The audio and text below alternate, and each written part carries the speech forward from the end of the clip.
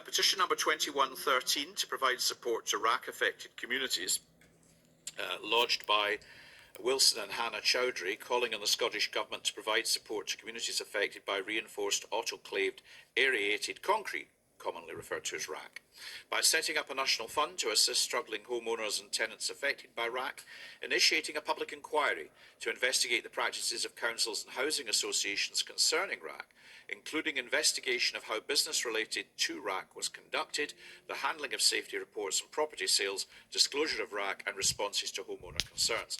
Introducing or updating legislation similar to the General Product Safety Regulations to ensure developers, councils and housing associations are held accountable for using substandard property materials, mandate risk disclosure and make surveyors and solicitors liable for untraced defects.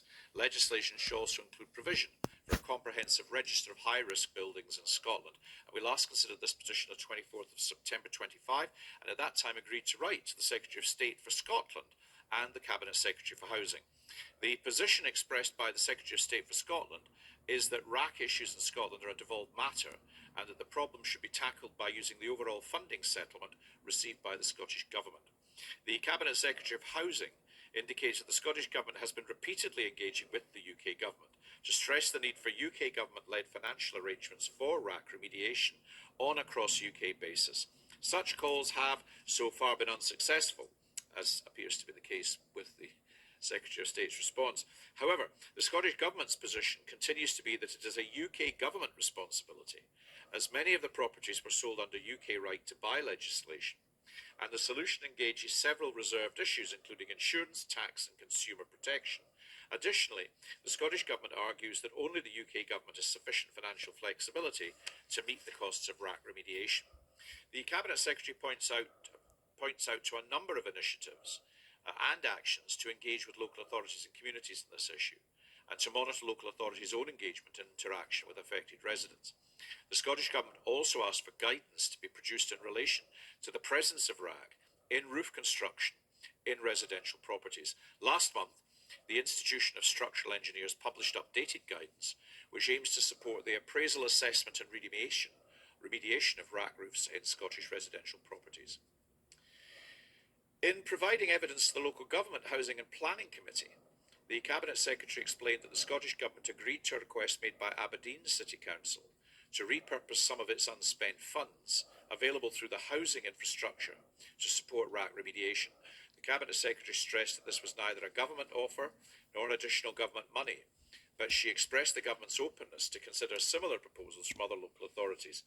And finally, members will recall that organisations such as the Royal Institution of Chartered Surveyors, the Royal Incorporation of Architects in Scotland, and the Built Environment Forum Scotland have previously suggested that they were not supportive of a public inquiry. They argued that it would be both time and resource intensive, that it would divert from an immediate response, and that it may simply confirm what in fact is already widely known. Do members have any comments or suggestions for action? Mr. Torrance.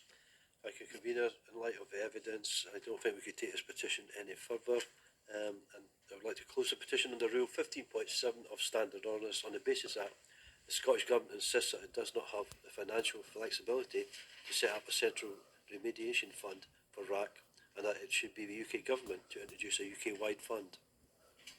The Scottish Government has indicated that it will consider plans and proposals for flexible use of budgets by local authorities to support RAAC-affected residents. And the Scottish Government has supported the development of RAAC Scottish Residential Property Guidance, which was published earlier this year, and stakeholders have highlighted that a public inquiry could be either problematic or unnecessary. Colleagues, are we content? We are. So we close that petition. Issues of substance to those affected, but for the reasons that Mr. Torrance has said, not something, unfortunately, that we're able to take any further forward. But it'll be interesting to see what progress is made, and in the light of that, whether there are fresh issues that could be pursued in the next Parliament. Petition number 21